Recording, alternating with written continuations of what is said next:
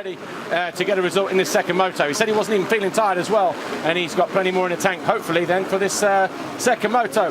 But the 15-second board is up. Dave Nichol, our race director, in the middle, calls the 5. The 5 board goes up. There's Ken Roxon, nearest the screen, nice and calm, drops the head.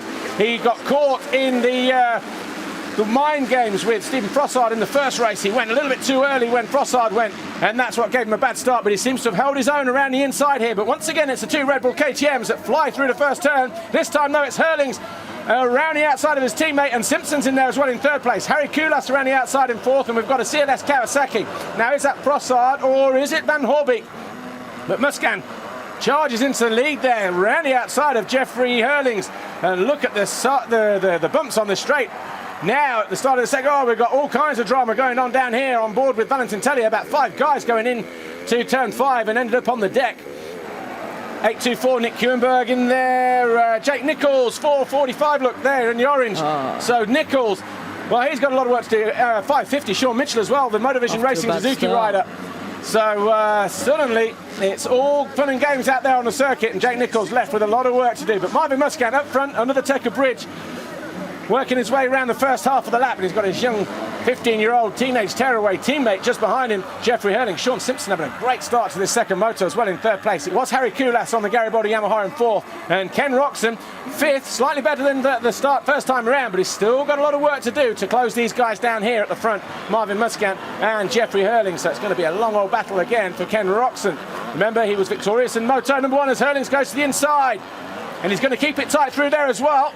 And he goes up the inside of Marvin Muscat and takes the lead as he heads towards the rebootizer double jump over the far side. That's been fixed on both sides of the jump, so all riders should be safely through there. Yellow flags in the background as well. That's through that fast right-hander approaching the rebootizer jump. So somebody's gone down hard over the back, possibly. Nick Treese having a good start as well. He's down in about 7th position at the moment, with Gauthier Paulin just behind him. In fact, Treese just gone by him. Oh, Tonus. So Tonus, I was just talking to Jens Johansson just prior to the start of this race as Alex Eriksson on the HM plant. Red Bull KTM goes up the inside of him, number 26, on a wildcard ride. Well, more than a wildcard, actually, he's in for the season. But Tonus was...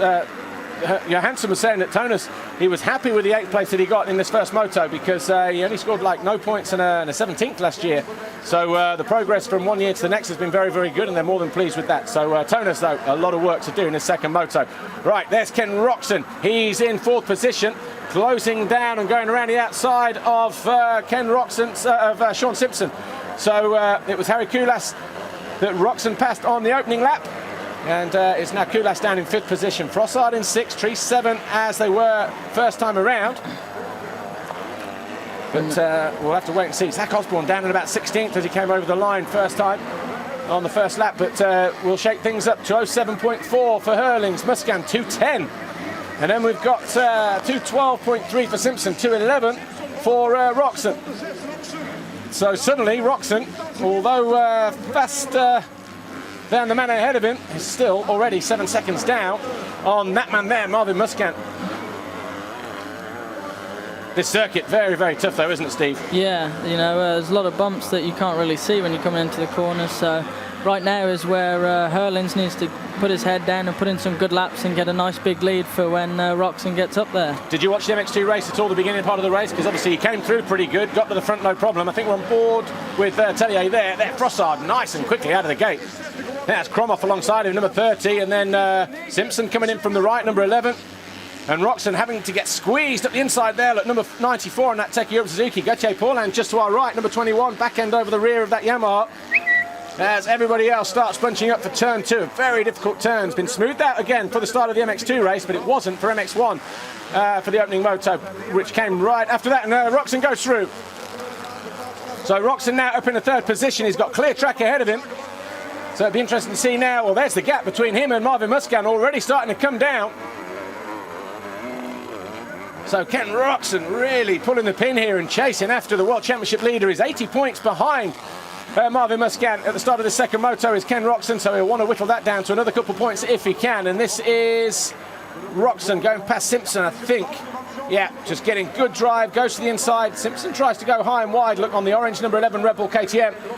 And as he drops in, Roxon was already there at the inside of him. So Roxon now into third, and it's carrying an impressive burst of speed at the moment, isn't he, Stephen? Yeah, and I think it'd be good for Simpson to try and tag on the back of him, try and follow some of his lines, you know, try and pick up a bit more pace. Easier said than done. Yeah, at that kind of pace. Yeah, Roxon's really on a roll today. You know, he's having a good moto again. Hopefully, get up there and do some battling. But like I say, it'd be nice if Sean could go with him and hopefully tag himself up to Marvin Musquin, because in that process then, obviously if they both catch Marvin Musquin, the guys in third and fourth, number 94 Ken Roxon and Sean Simpson, number 11, then of course there might be another couple of points on the table, not only for Sean Simpson in his battle for overall positions in the championship, but also for Ken Roxon if Sean Simpson goes past him as well. But I'm not sure if, well, I'm sure there are no KTM orders at the moment at this stage in the season with a lead as big as what Marvin Musquin has. He currently has an 80-point advantage. He's on 460 points. Roxon on 380, and he's closing down his championship rival, the leader in the championship, Marvin Musquin at the moment. Frossard, though, he lost 14 points to Ken Roxon in the first race, with him finishing in 10th position. And Roxon going on to take the win. But look how fast that Roxon's closed down Marvin Musquin already. We're 30 minutes to go. Ready to win. That's John Primo's message to Marvin Musquin. And I think there was a question mark there, and I think he's asking the question, are you ready to win? But at the moment, looks like he's just struggling to find his feet. And there you see again, Musquin goes wide, just like Simpson did, although more to the middle of the track. And Roxon easily up the inside into second position. So, it'll be interesting to see now lap times this time around. But look at that, Hurling's 2:08.5, Roxon 2:10.6 last time around. So Hurling's definitely in the groove here. Yeah, Musquin is a little bit off the pace here, but again, you know, try and tag on to the back of Roxon and catch that speed up, maybe make it a good three-way battle towards the middle of the race. Well, that's what we're hoping. I think Marvin Musquin, though, sometimes he takes a couple of laps just to get into his groove. We found that in the first race. Marvin Musquin came under pressure from Jeffrey Hurlings. He got past early on, and then it looked like Hurlings was going to go away from him. That gap got out to about 5 seconds, then it came down to 3, and that's when, at that point, Hurlings made the mistake just coming through here. Lost the front end, dumped the clutch, bit, and just threw him to the ground. Obviously stalled the engine, but didn't lose mistake, too much time. Cost you a lot in this race. Yeah. All these guys are charging so hard and fighting for each position. Absolutely. Well, let's recap then what's going on here. Hurlings, he leads at the moment from Ken Roxon. Musquin third, Simpson fourth. One of our wildcard riders is in, and that's Nick Kuenberg on a KTM this weekend, not on a Suzuki. You're going to point something out? Yeah, and actually Ken Roxon there just turned a second faster lap time than Hurling, so this is going to be a good race coming up here. And almost the second as well, 2:11.39, 2:10.37. So 7.8 seconds, that gap. So the emphasis all on this man here. He doesn't have to pass Hurlings, though, to win the overall Grand Prix, but he needs to apply the pressure, though, just to try and get Hurlings into making a mistake. Also, he needs to try and stay away from the guy he's just overtaken, Marvin Musquin, to stop him from maybe closing back down the gap and repassing him, for which would then hand the victory to Jeffrey Hurlings overall in the Grand Prix. And I think he's looking at that position as Tellier's well as been down. 3 more points in the championship as well. Oh, having some problems trying to get back on the track. Yeah, Tellier been down and not looking in too much of a hurry to get going again on that HDI KTM. So disappointment day for the former European champion from a couple of years ago. Simpson still 4th, Kulas 5th, Paulan 6th, Frossard 7th, Roulant's 8th, Charlier 9, Nick Trees 10, Kromhoff 11, Coldenhoff 12th, Nikolai Larsen 13. Now this is where we see Tellier go down. Real slow corner, drop off there. If you don't get your line, very easy to go down. And there you see the front end folding. Moment of darkness there for our onboard camera. And Valentin Tellier, I guess he's ready to pack up and go home right now. So, there's Hurlings.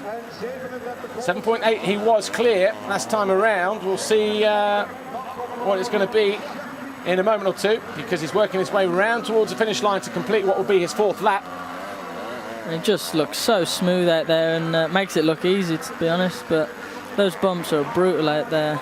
Obviously more so for you, riding a 450 machine in MX-1. Yeah. And do you think, actually what happened to you in the first MX-1 race? Where did you crash? Was it just first lap and then?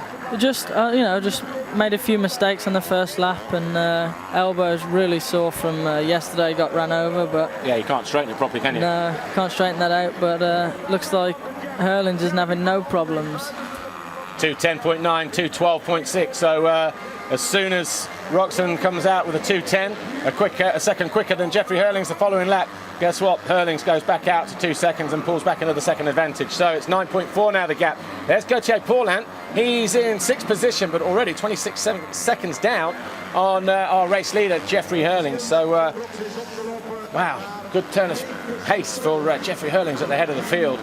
Looking further down the field, anybody moving up and down? No, pretty much everybody as they were. Jake Nichols, he's up into 23rd position at the moment.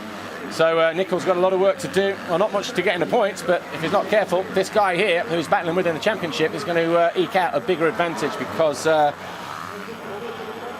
those two have been pretty much bar to bar all season long in the points chase, but rarely have they had a race together.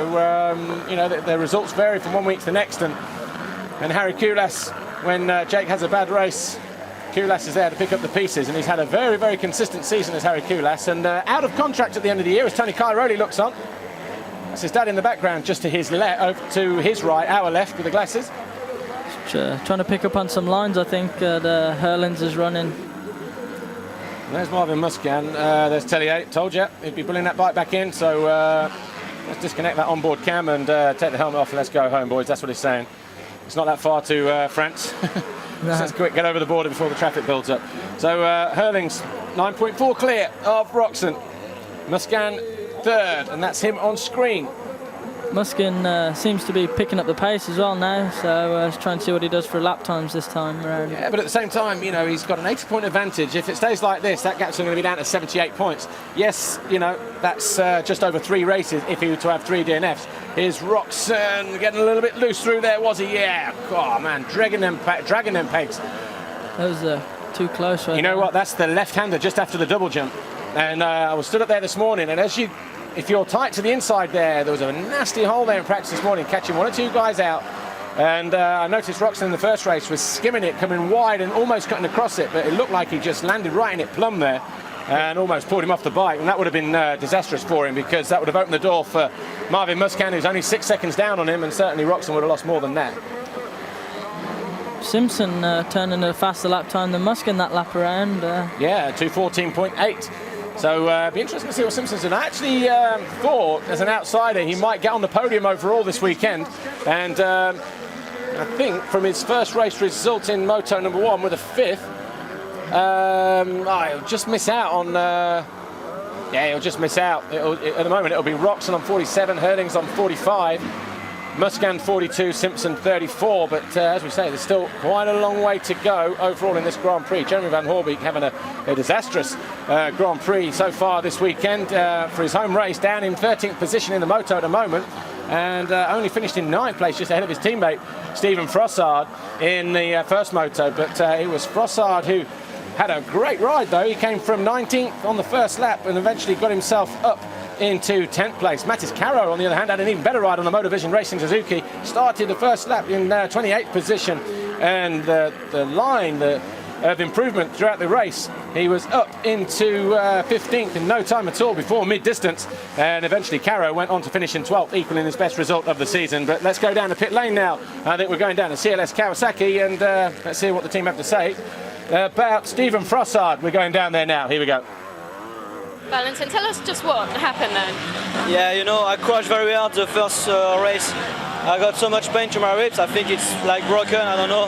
And I try again the second race, but I have too much pain, and I think it's better for me to be in race a little bit, because I have very much pain. And but I'm very disappointed, because I trained very hard in sun for 3 weeks, and today the results are not coming, and for me it's very difficult, very bad moment. I'm sorry to hear that, thank you. Yeah, and you can see the disappointment on Valentin Tellier's face as well, and that's the tough part as well. When you spend so long up here, you train 3 weeks a month, as some of these guys do, probably the majority of these guys, just to get as much practice in this track as possible. Of course, when they arrive here, the circuit completely different to how it was when they practiced here. It runs in the opposite direction for a start, but they put in different jumps, they loop the track back on itself, and of course as well, the summer that we've had so far, where it's been very dry, the circuit almost like talcum powder, again, completely different to what we've got here. So, but regardless, you know, you spend 3 weeks, 4 weeks up here and you don't come away with the result, and you can see the guy's heartbroken and rib broken as well, by the sound of it. Yeah, just have to try and rebound for the next one. had Jimmy Albertson in here for the MX-1 first race, and he was saying they got nothing like this in the USA as far as the deep sand. They don't race on anything like this back home in the USA. And you know, obviously you've been out in the States, what now, for 2-3 years, something like that, and I guess it's a bit of a shock to the system, although you did come and do a school here, didn't you, back in when you were on the 65? With yourself actually, Paul, so learned some tricks of the trade back then. That was hard work on a 65 though, but look at Ken Roxon just trying to find any smooth line around the track that he can. Nicely over that double, that got refaced before the start of this race, so no problems there for him getting over that. But this wave section, horrible. You know, I was looking at the face of that this morning, even in practice, and they were quite firmly packed down before we came here. Nice line around the outside of pit lane there, avoiding some of those holes. But as the weekend's gone on and riders coming out of the corner in all shapes and sizes, lines on the face of the jump starting to get born into the faces of the jump, the waves, and you'll be taking off, trying to double through and then going through zigzagging. It's difficult to keep a straight line through there. Yeah, that's Leok had a bit of a mishap in the first MX-1 race there. Well, he saved it though, didn't he? It was a good save, but unfortunate for Leok, running out of fuel in the first race. So he'll be not wanting to do that in the second moto, that's for sure. There's Gauthier Paulin. He's now in the battle for 4th place with Sean Simpson. He's closed him right down. It was 4 seconds at the start of the lap. And there it is. It's down to less than a second as Simpson on the orange Red Bull KTM goes to the inside. So too does Gauthier Paulin on the number 21 Monster Energy Yamaha. We've got yellow flags out. Who's that? One of the back markers. So difficult to see who that was. Parked up in that turn, that same corner where Tellier went down, actually. But this circuit, there's absolutely no let-up for these riders, is there, whatsoever? No, there is no break to sit down at all. So, Rudy Maroney, number 90. So, again, another rider not used to riding in these tough conditions. Just picking himself up, struggling to get that thing going once it's been on its side. So, again, disappointment for him. Hurlings, though, has a 12-second advantage over Roxon. And again, Roxon's in that strange place at the moment, isn't he? He's 12 seconds behind the leader. He's got a comfortable, 15-second advantage over Marvin Muscan as Paulin goes to the outside, but then gets squeezed by Sean Simpson. But it's a drag race to the end there. Lupino's down as well, number 77 on the Ritchie Yamaha. But it's only a matter of time before Gauthier Paulin goes through. Tony Cairoli threw down the first race, last lap, just jumped all the way down, landed on the downside, just similar to what Paulin tried to do. But Paulin nicely through up the inside of Sean Simpson, who just endured riding his way through those deep ruts and holes over that far side of the circuit. Launching off that turn jump. Yeah, absolutely. Trying to launch his way through there was Gauthier Paulin. Just trying to keep that momentum going as Lupino fires that Yamaha back into life. And looks like he's heading for the pits as well. There goes Nick Triest. He's goes through in 10th position, got Jeremy Van Horbeek just behind him. That was a different angle of Simpson just railroading up the inside of Gauthier Paulin a moment ago. And then, of course, just coming out of this corner, Lupino was just parked there trying to start his bike just off track. Under the Moormite Bridge then for Gauthier Paulin. He's now in 4th place. And where was he in the first place? Well, first race he was down in 7th place, so that'll be a good, consistent score for Gauthier Paulin this weekend. It won't get him on either step of the podium, but it'll certainly do his championship a world of good. But Hurling still leads, Roxon 2nd, Muscan 3rd, with Paulin now 4th.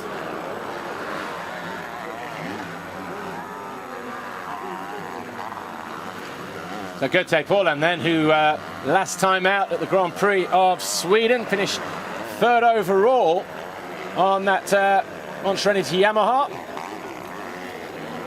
Looking to pick up some more points. Let's go back down the pit lane. No, Gautier's just passed Sean. He's now 4th. What do you think the overall outcome of today is going to be for him? Yeah, for the moment he's riding really good. He have a good lap time, good speed. You know, the first mode he's starting only 22, so he used a lot of energy. But second mode he's starting much better, and so I'm confident. I think he continue riding really good, and he want to try to finish the 3rd position. Okay, thank you. Yeah, Gauthier Paulin 5th and 3rd last time out in Sweden to get himself 3rd overall. That was his first podium finish of the season. But he's looking good here in his second moto. It's Paulin, although a little bit heavy on the landing through there. But he picks it up, gets back on the gas, and continues as if nothing's happened.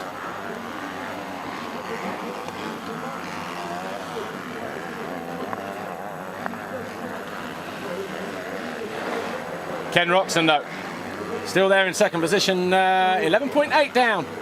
This time around on Jeffrey Hurlings, 2:15.2 for Hurlings, 2:14.9, so 3/10 gain there for Ken Roxon, but that's minuscule in comparison to the lead that he has over Roxon. Talking about Hurlings there, of course, our race leader, but look at him just dancing his way through the holes here, and again, I'll allude to the fact that when we're in Valkenswaard, he prefers this kind of going to the harder sand of Mantova and Valkenswaard, but he would have been disappointed not to have won the first race after leading it for a couple of laps in the first moto. But certainly feels right at home in these tough conditions here now in the second moto. And so too Ken Roxon, though, looking at... in fact, I'll give you a nice, interesting fact at the end of this. We'll see how the overall result pans out. But I know somebody's got a bet with somebody somewhere along the lines about certain overall finishes in the Grand Prix. So we'll see if it pans out, and then we will reveal all a little later on. There's Marvin Musquin. He's 17 and a half seconds down on the leader last time around. He's about to come over the line. It's going to be a little bit longer than that. 2 seconds a lap faster than Roxon that time, so it seems like Musquin has found his groove. And just getting pitched there.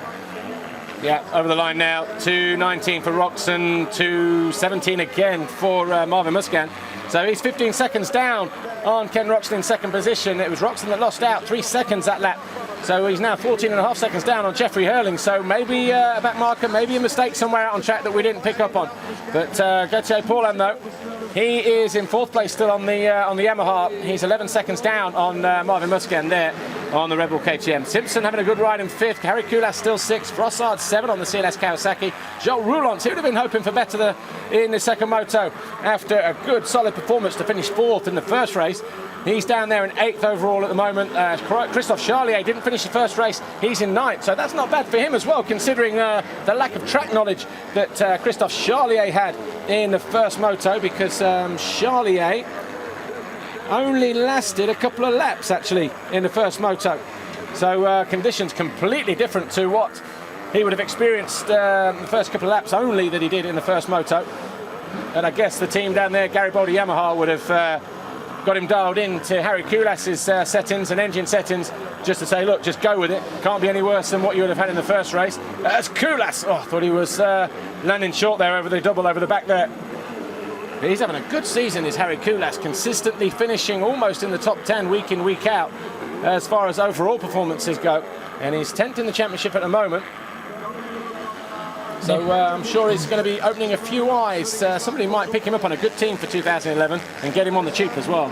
Yeah, and his rival in the championship there, Jake Nichols, is down in 17th place now. So, so that's a good ride for Jake Nichols, but little consolation because we didn't see what kind of a start he had, but we just know that he ended up on the deck at turn 4 and 5, the little, turn 5 in the little bombhole section. But Nichols, as you say, down in 17th. Tonus, he was down on the deck as well. He's in 16th. Nikolai Larson, who split his head open yesterday, casing the double jump, he's in 15th. Glenn Coldenhoff, first Grand Prix we've seen him in since Bulgaria this year.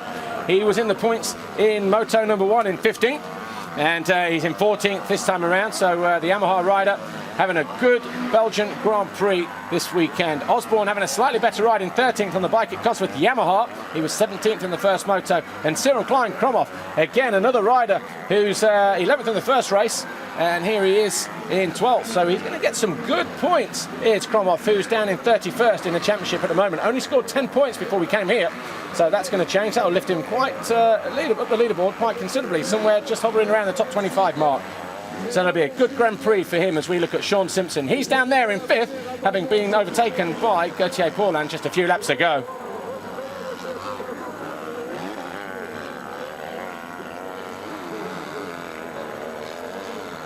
Sean Simpson there doing a great job in 5th, and I think we're going down to KTM. Let's go to pit lane. Do you think Marvin's perhaps struggling a little bit today? Doesn't really seem himself at all. Yeah, for sure. Today is not the Marvin that we are used to see even on the sand, because normally on the sand he's also very fast. So I guess maybe he has some problems finding the right lines. Yeah, you know, not every GP can be super good. So. All right, thank you. And that wasn't interference on the microphone there. Valentina Rani not feeling well all weekend, going down with a bit of a throat lurgy, a bit of a bug. So she's running a little bit sick, running on 1 cylinder, I think. But hopefully she'll be better by the time we get to the Czech Republic and lock it in 1 week's time, which is the next round of the MX-2 Motocross World Championship, of course. It'll also be the 6th round of the FIM Women's Motocross World Championship. Steffi Lai, Olivia Lancelot, Larissa Pampamaya, and the rest of the girls down there next weekend. Ken Roxon, just looking at the times, he's losing time, hand over fist to Jeffrey Hurlings. Hurlings last time around, 2:16.9, so let's call it a 2:17. Ken Roxon, 2:21.0. Marvin Muscan, 2:16. So with 10 minutes plus 2 laps to go, and well, we don't have a gap at the moment for Hurlings, who's over the line to Roxon. But the interesting gap will be between Roxon and Muscan. It was about 15 seconds a couple laps ago. As we continue to look at Gauthier Paulin on the Yamaha, number 21, in that 4th position. And again, just trying to select a decent enough line. It's all about momentum around here, with conditions as physically tough and demanding as they are this weekend. No, 2:23 there for Roxon. 2:19 for Marvin Muscan, so another 4 seconds. So that gap, I tell you what, we need to keep an eye on that, because what's that, 31.23? Yeah. 8 seconds, something like that. So that's coming down, hand over fist. We're gonna have ourselves a battle on our hands between Roxon and Muscan here soon, hopefully. I think we will. And Ken Roxon, that'll be for the overall Grand Prix as well, because as it stands at the moment, Marvin Muscan, who is on 47 points, Hurlings 45, sorry, Roxon 47, Hurlings 45, Muscan 42. That will be a 3rd place finish should Marvin Muscan go past Ken Roxon, and a win in the first race, and it will be potentially a win in the 3rd for Van Horbeek going down hard. Just coming over the finish line, tabletop, gets that Kawasaki, well, keeps the clutch in and gets going again. So just unfortunate for him, just as we were working out the points, but it might be, 2 seconds from, let's have a look again at the point situation. Here's Van Horbeek, look, round the outside, in the red and black, tries to cut across the back of Charlier and just buries the front end and goes down. So just missed timing. Oh, getting it wrong again as well. Luckily enough, didn't lose any positions there, so that was not as bad as it could have been. Yeah, absolutely. But 45 for Hurlings at the moment, 42 for, yeah, so it will be. Sorry there. Just had to clear that point up. But Frossard dancing around in 8th place. And again, just trying to scrub off, trying to get himself out of the holes around some of these corners here. He's got a bunch of tear-offs hanging off the side of those goggles as well, so that's not going to be good for him as well. It's going to be a bit of an irritant. There we see on the wave section that we were talking about a moment ago, prior to that Mormai Bridge down in front of pit lane, that how out of shape you can get, although quite tame compared to Tanel Leok in the first moto in MX-1. Anybody moving up and down the leaderboard further down? Nichols now in 16th position, Mel Pocock in 18th. Osborne still there in 13th, pretty much as it was actually. Van Horbeek still 10th behind Charlier. We've had 12 laps complete. Jeffrey Hurlings over the line now. He's 23.5 seconds clear of Ken Roxon. In fact, all 3 of the leading trio, all on 2:19s. 2:19.6 for Hurlings, 2:19.1 for Roxon, 2:19.2.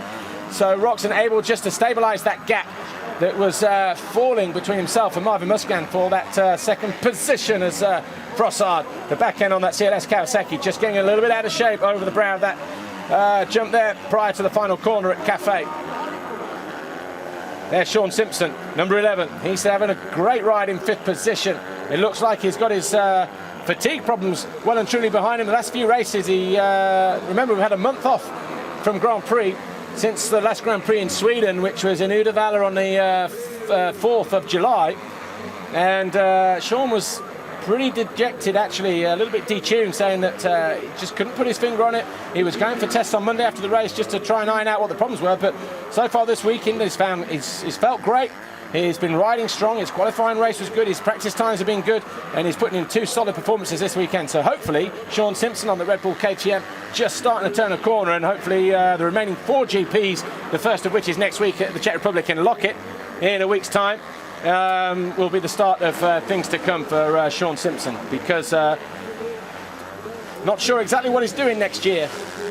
In terms of MX-2, the back end and the front end just losing a little bit of all-important traction coming out of that right-hander on the approach to that double. And he needs to be careful here. Kulas is coming up strong right behind him, so he needs to try and get past those lappers as quickly as he can. Yeah, neatly through the inside there of Alex Tonkov. But like you say, the Finnish rider, number 151, Harry Kulas, just knocking on the door now. Here we see Simpson just, look, losing the front on the edge of there, catching a bit of dirt, just a solid bit of dirt. And then obviously that lost the front end, the back end, the legs came off. But he was able just to keep it upright, get back on the gas and hop over nicely over that double jump. But the danger man, of course, as you say, Stephen Clark, who's my guest in this MX-2 moto, not riding in his second MX-1 moto, of course, later on in the day. But Harry Kulas, the danger man, 3 seconds the gap as they came over the line last time. But obviously we're working our way around to the finish line any moment now for these two guys. They turned in lap time similar, 2:21s actually, to within 1/10 of a second of each other. But that gap certainly looks less than the 3 seconds that it was a lap ago. Only 18 is Harry Kulas.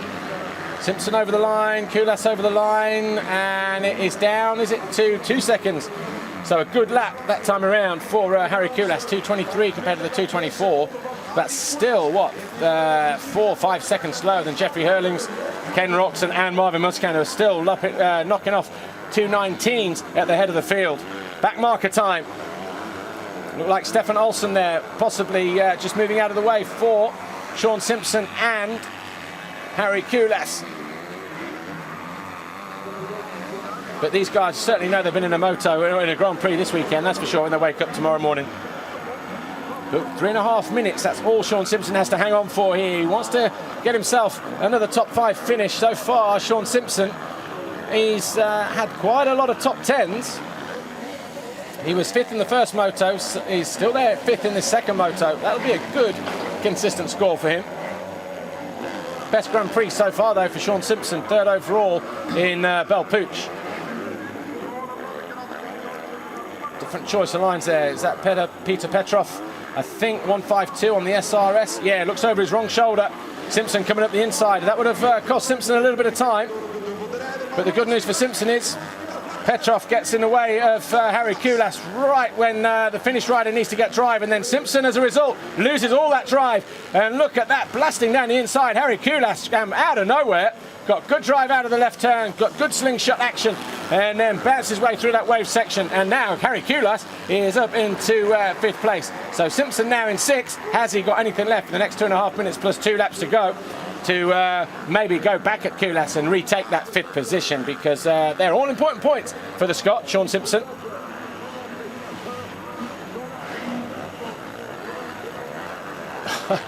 Look at the way that Kulas is working the front end through those brutal holes around that left-hander. Actually, that was a double apex left-hander yesterday. That was turns 3 and 4, wasn't it? But now it's just one consistent loop. There you see Simpson out to the right, gets bounced through there on this 3rd one, and then just coming out from the bottom left of your screen now, a flash of green. That's Harry Kulas just blasting right by Sean Simpson. Got a great drive through there and just hammered down past Simpson. And look at the momentum through that next turn as well for Kulas. Just managed just to keep the flow going. And the onus now on Simpson to try and regain that 5th place. Here's our race leader on the Red Bull KTM, number 111, Jeffrey Hurlings. On course to take what would be his 4th race win of 2010 in what is only his 1st Grand Prix season, his debut year in MX-2. Finished 2nd in the European Championship last year in 2009 to Christophe Charlier. Only took 8 wins in that series last year. Charlier took 17. And obviously improving considerably over the winter was Jeffrey Hurlings. So definitely a star of now, and definitely a definite star of the future as well. There's Ken Roxon. He's still there in 2nd position, 22 seconds down. The gap was only 8 seconds between him and Marvin Musquin at the start of the last lap. We've had 14 laps complete. Cyril Klein-Krumhoff, the last rider, actually just say that, a couple more riders come over the line to complete 14 laps, and that's Nick Treese down in 15th position. So we'll have to wait and see where Hurling starts lapping up to in a moment. Nichols now 14th, Osborne 11th now. So he's found a way past Tonus and Klein-Krumhoff, who's just lost a couple of positions in the last few laps.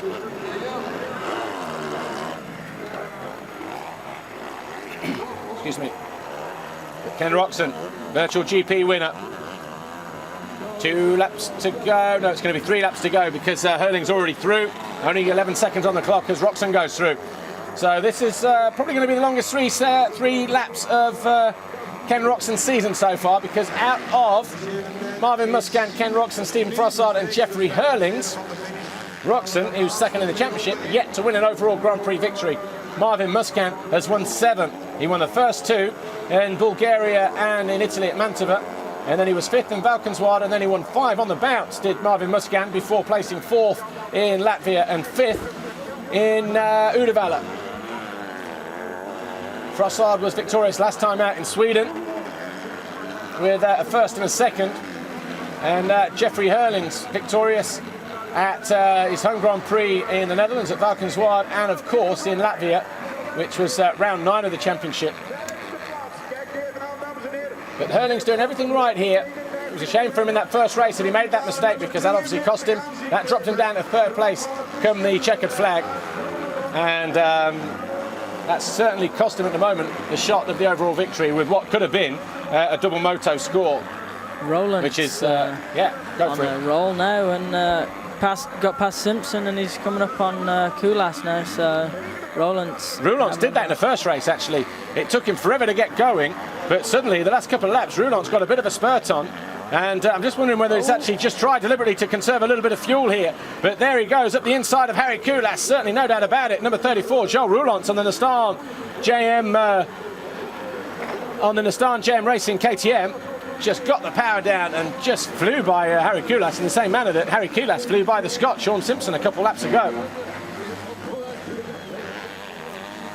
So we're just looking down here. Hurlings, 21 seconds clear. He's got 15 laps under his belt. It's going to be 2 laps to go this time around. There's Joel Roulance having a great ride. He's there in, what now, 5th position. So there we go. We've got 2 laps to go. And Joel Roulance, he is the man in the driving seat as far as the second, the final 2 laps of this moto. There he is, just blasting around that second corner. He's already got a back marker in between himself and Harry Kulas. That's number 91, Matis Caro. And Joel Roulance just probably leaving it a little bit too late, because, well, actually, they came over the line pretty much side by side last time around, but certainly got the bit between his teeth and got past him.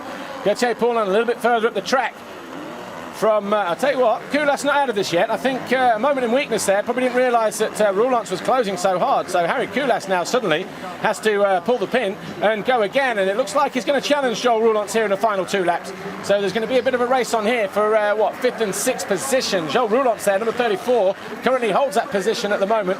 Paulin just 6 seconds further up the track ahead of Joel Roulance on the Rinaldi Yamaha. Roulance actually turned the fastest lap time that lap then. 2:18.8. 2:23 for Hurlings, 2:22 for Roczen, 2:19 for Marvin Musquin. That gap between those two, only 7 seconds, but you feel that with only 2 laps to go, Roczen has it all under control. And with that being the case, that would obviously hand the Grand Prix victory to Ken Roczen. But look at Harry Kulas. It looked like he was all over the back of Roulance a moment ago. But this part of the circuit, which is where he got past a lap ago, Harry Kulas just losing out, just not as confident in the way that he's attacking all those deep holes, those long ruts. And Roulance eking out that gap again. There's Marvin Musquin. He's in 3rd. And overall, it'll be a good Grand Prix for Marvin Musquin. Okay, he won't be on the overall box, but on the podium for 1st place. But hasn't shone here like he did last year, where he romped to 2 moto wins to take another Grand Prix victory en route to winning the World Championship in 2009. But Marvin Musquin, it's, if you go along the thought of Stefan Everts, you don't win your World Championships or any championship on your best days, you win them on your worst. And if this goes down as one of his worst Grand Prix, with 3rd overall this weekend, then that's not a bad place to be, is it, for Marvin Musquin? Mr. Consistent. Absolutely. So last lap then for Ken Roczen. as he does his best to stem the gap between himself and Marvin Musquin. That's now 6 seconds.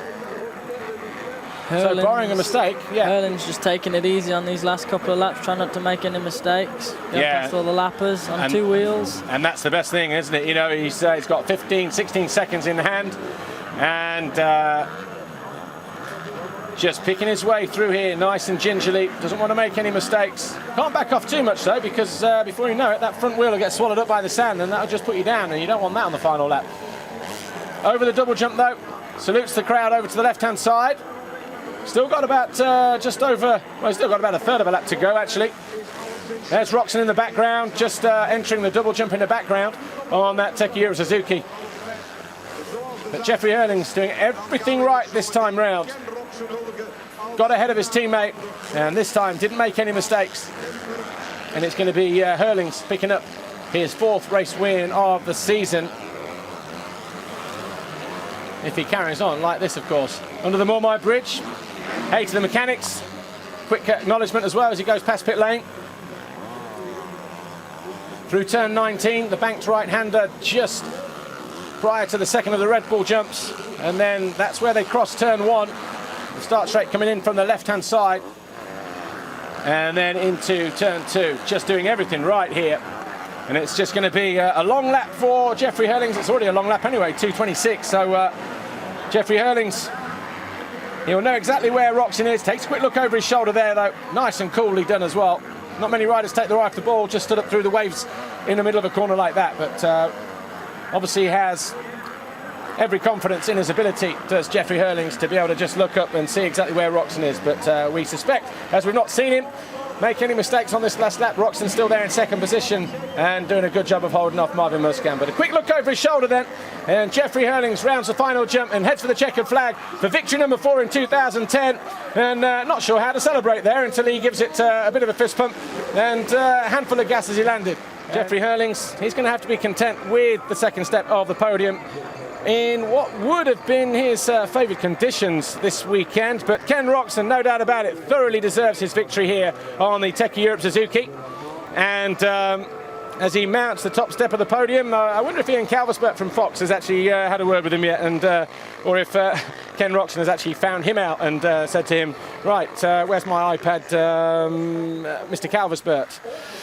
Thomas Ramsbacher, team manager for Takehiro Suzuki, there in the blue shirt, more than pleased with Ken Roczen's performance this weekend. He spent a lot of time here the last 3 weeks doing the rounds of the Dutch circuits. A lot of testing's gone down, and it's all paid off this weekend. Peter van Veldhoven, the mayor of Lommel, hands Marvin Musquin his 3rd place trophy. A nice little bit of glassware, something like that. I think it's actually in the shape of the map of the Limburg region. Possibly Eric Gabors, the organiser here of the Grand Prix of Limburg, hand the 2nd place trophy to Jeffrey Hurlings. Our rebutizer girls there, stage left and stage right with the bottles of bubbly. And they're doing a great job. And Marcus Bowe, CEO of Tekka, handing the winner's trophy to Ken Roczen. There'll be another hug here, just like there was a year ago when Ken Roczen won his first Grand Prix on home soil at Teushenthal. There were a few more tears that day, though. But certainly since then, Ken Roczen matured. He's another year older, another year wiser. He has won 4 races now in 2010, but this is his first Grand Prix victory of the season. So he'll be more than pleased with that. He has held the red plate, of course, when he overtook the championship lead in Valkenswaard, when Marvin Musquin had his off day. But the red plate, for now, still belongs to Marvin Musquin. Dr. Wolfgang Strub, the president of the FIM and the CMS, doing the honours, as usual. So the national anthem's over and done with. It's time for the guys to get busy with the fizzy and spray the bubbly all over the place. There's a couple of rebutizer girls there who are in firing range. And Roczen being him and being young, and well, actually they're very, very sedate celebrations. No girls getting soaked this weekend. In fact, the 3 guys decide to soak each other. But a great weekend for Takehiro Suzuki. Roczen victorious, alongside him the 2 Red Bull KTMs of Jeffrey Hurlings and Marvin Musquin.